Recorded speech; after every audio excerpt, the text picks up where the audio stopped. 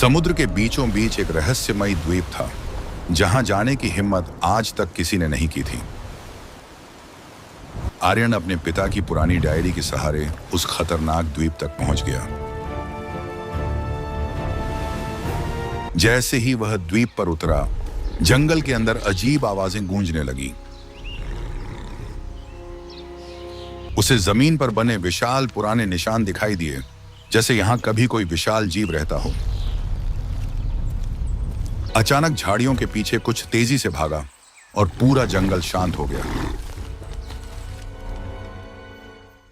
आर्यन को एक टूटा हुआ प्राचीन मंदिर दिखाई दिया, जिसके दरवाजे पर अजीब चिन्ह बने थे। दरवाजा छूते ही मंदिर अपने आप खुल गया और अंदर नीली रोशनी चमकने लगी।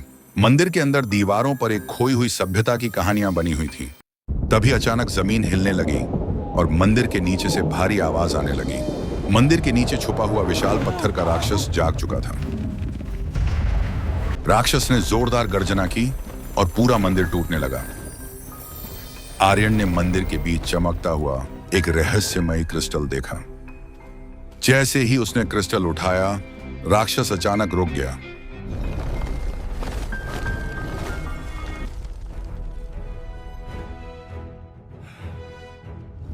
लेकिन तभी मंदिर के अंदर छुपे सैनिक जाग उठे।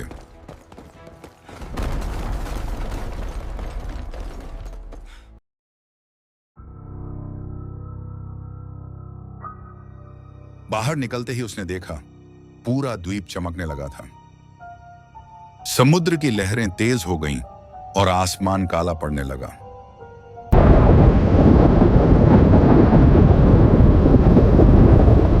तभी आसमान से एक विशाल उड़ने वाला जीव नीचे उतरा। वो जीव इस द्वीप का असली रक्षक था और क्रिस्टल उसी का था।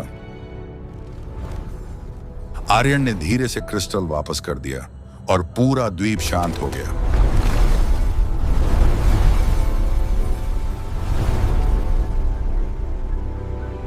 लेकिन कहानी यहीं खत्म नहीं हुई, क्योंकि जाते समय आर्यन को फिर वही रहस्यमयी आवाज सुनाई दी। आर्यन ने पीछे मुड़कर देखा। जंगल के अंदर नीली रोशनी फिर चमक रही थी। उसे एहसास हुआ कि द्वीप अभी भी उससे कुछ छुपा रहा था। जंगल के बीच उसे एक पुराना टूटा हुआ पुल दिखाई दिया। आर्यन धीरे धीरे पुल पार करने लगा। तभी नीचे से अजीब आवाजें आने लगी।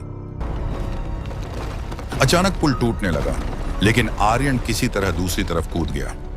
दूसरी तरफ एक छुपा हुआ शहर था जो सदियों से जंगल के अंदर गायब था। अचानक एक परछाई तेजी से उसके सामने से गुजरी। आर्यन उस परछाई का पीछा करते हुए शहर के महल तक पहुंच गया। महल के अंदर एक विशाल सिंहासन रखा हुआ था और उसके ऊपर वही क्रिस्टल चमक रहा था।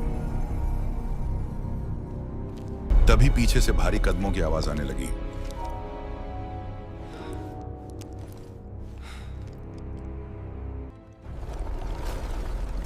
महल का असली राजा अब जाग चुका था। राजा ने आर्यन से क्रिस्टल वापस करने को कहा।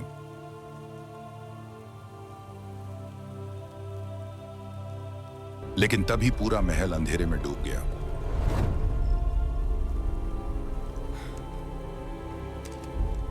महल के नीचे कैद एक प्राचीन शक्ति आजाद हो चुकी थी। पूरा शहर धीरे धीरे टूटने लगा। आर्यन ने क्रिस्टल को वापस सिंहासन पर रखने का फैसला किया। जैसे ही क्रिस्टल अपनी जगह पहुंचा, पूरा शहर फिर से चमकने लगा।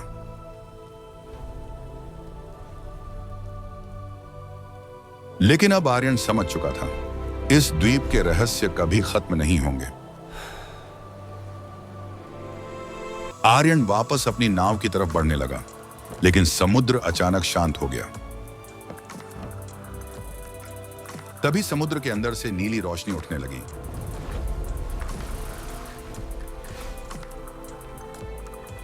पानी के अंदर एक विशाल प्राचीन दरवाजा छुपा हुआ था। आर्यन ने हिम्मत करके उस दरवाजे के अंदर जाने का फैसला किया।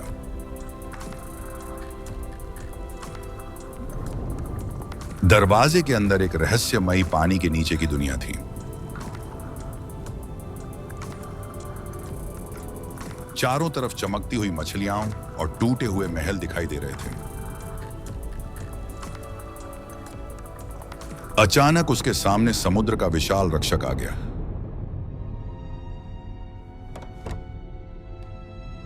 रक्षक ने आर्यन को एक पुरानी चेतावनी दी।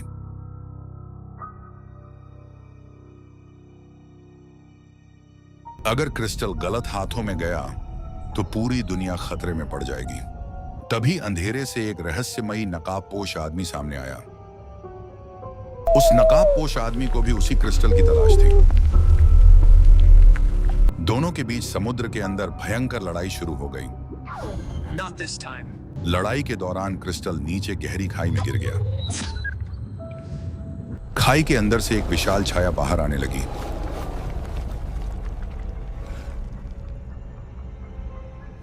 वो इस दुनिया की सबसे खतरनाक प्राचीन शक्ति थी।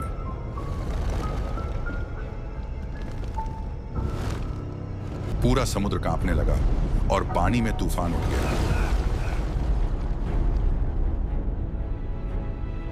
आर्यन ने आखिरी बार अपनी पूरी ताकत लगाई।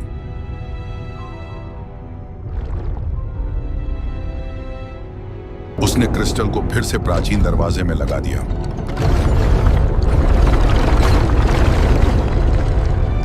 जैसे ही दरवाजा बंद हुआ, समुद्र फिर से शांत हो गया। आर्यन वापस अपनी नाव में लौट आया, लेकिन उसकी जेब में अब भी वही रहस्यमयी चमक बाकी थी। ऐसी ही डरावनी और रहस्यमयी कहानियां देखने के लिए हमारे चैनल को अभी सब्सक्राइब करें।